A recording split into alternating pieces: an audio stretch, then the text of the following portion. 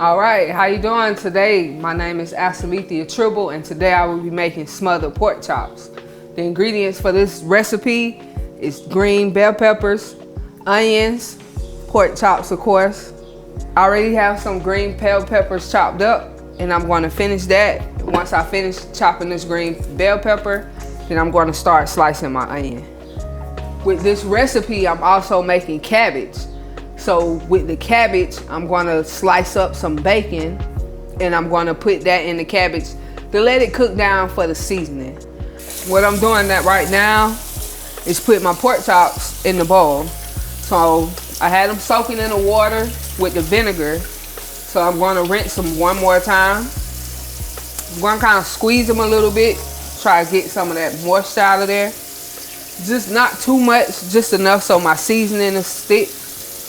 Some of the seasonings that I like to use is garlic powder, a little bit of paprika, a little bit of Sazon, like accent, adobe, salt, pepper. While I'm seasoning my pork chops, I add a little bit of yellow mustard to make it stick a little better, just to give it that crisp. Once I finish seasoning them, I'm gonna put them in the flour. Gonna just sprinkle, you know,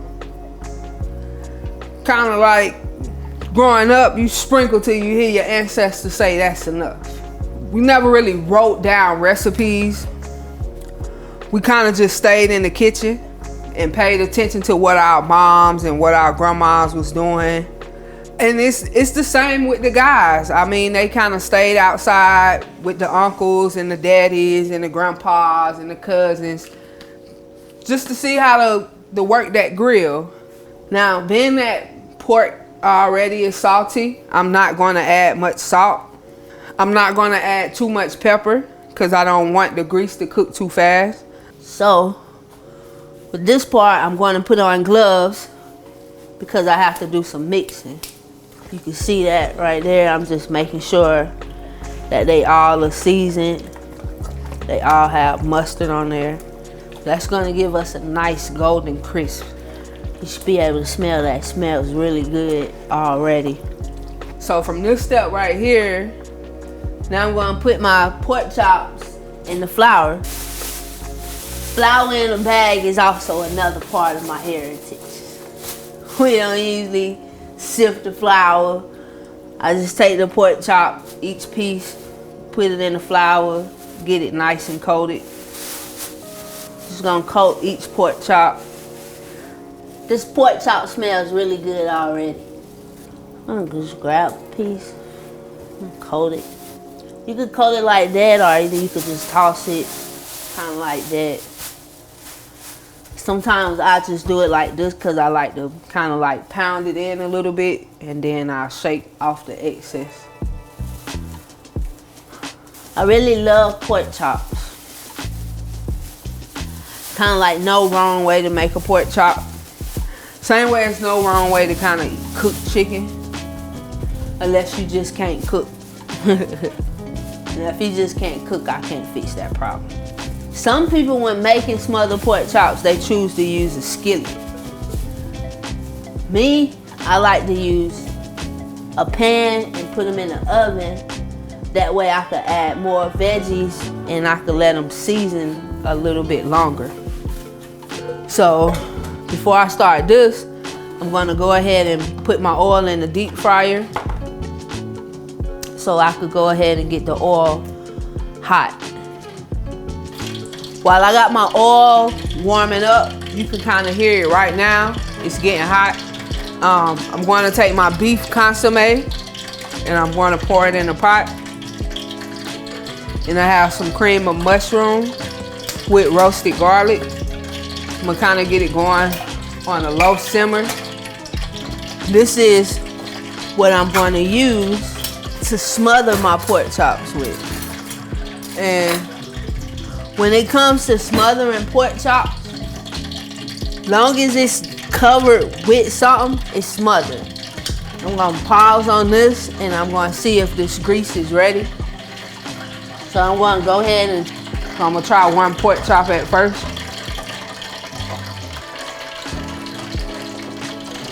You would kind of want to let it cook for probably about 8 to 10 minutes.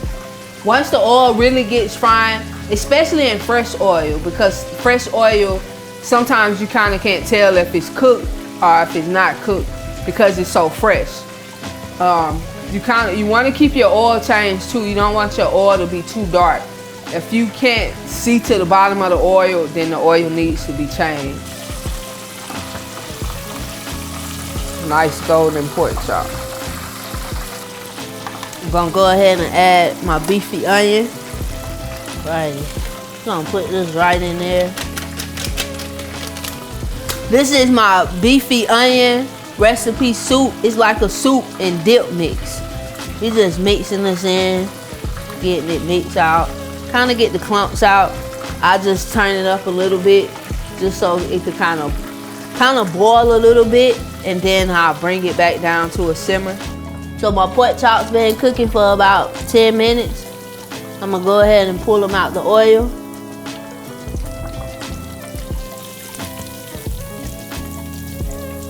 Put them in the paper towel. Kind of let it soak all that grease up. All right. So this bacon is for my cabbage. I just went ahead and prepped it, got it done so that it could be done while the pork chops is cooking. I'm going to start my cabbage. So when you're cutting cabbage, what you want to do is you want to get this piece right here out. I think they call them cabbage hearts.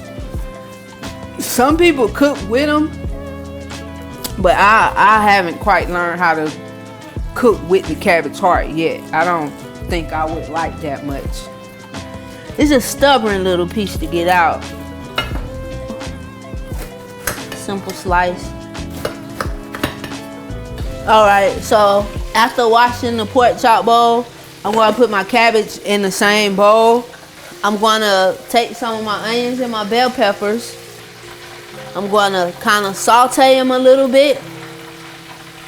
Just a little bit, not much, because they'll cook.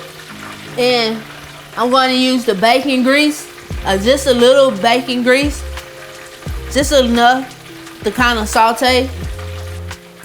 Alrighty, so little by little, as my pork chops are cooking, I'm going to take a few onions and bell peppers, and I'm going to sprinkle a little bit at the bottom.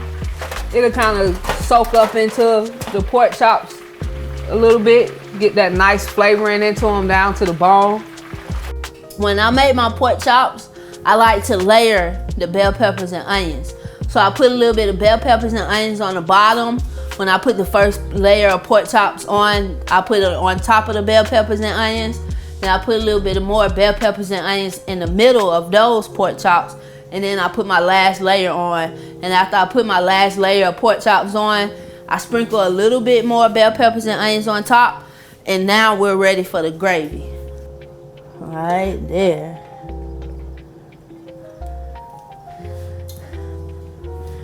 That's what we call good eating right there. I preheat my oven to 375. And I'm just going to take these pork chops and I'm just going to put them in here. And I'm probably going to leave them in for probably about 30 minutes, 40 minutes maybe. Just enough to let the gravy kind of saturate and get into them really good. So, that's what we're going to do. All right, so I got my cabbage. I'll go ahead and get this. Put it in the pot there. I'm gonna take this rest of this bacon grease that I got left. I'm just gonna pour it right in there. So we're gonna use that bacon grease to fry that cabbage up real nice for us. The fun part right here, it's the fun part. Take this, put this bacon on there. Put it all around like that. All right, so we're gonna let this cabbage cook for about 15-20 minutes. Just to kind of let it cook down and simmer down a little bit. And it's gonna be really flavorful. We got some garlic powder in there. We got some salt, some pepper, some bacon. And instead of just using plain oil or plain butter, I use my bacon grease from when I cook the bacon. and this is called fried cabbage. So I'm using boil in the bag rice, and you can use any rice you like. So the rice should take about 5 to 7 minutes to cook. I'm going to use the rice as a bed for my pork chop. So once the rice is cooked, then I'll just plate the plate with rice, and I'll just sit the pork chop on top of that.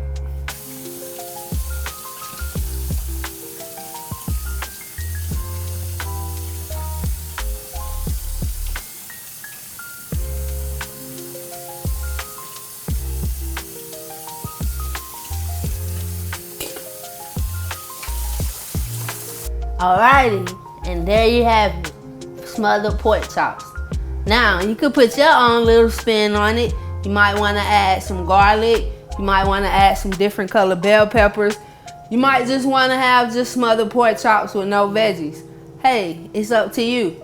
Thank you for spending time with me today, and I hope you enjoy. And until then, I'm going to go eat.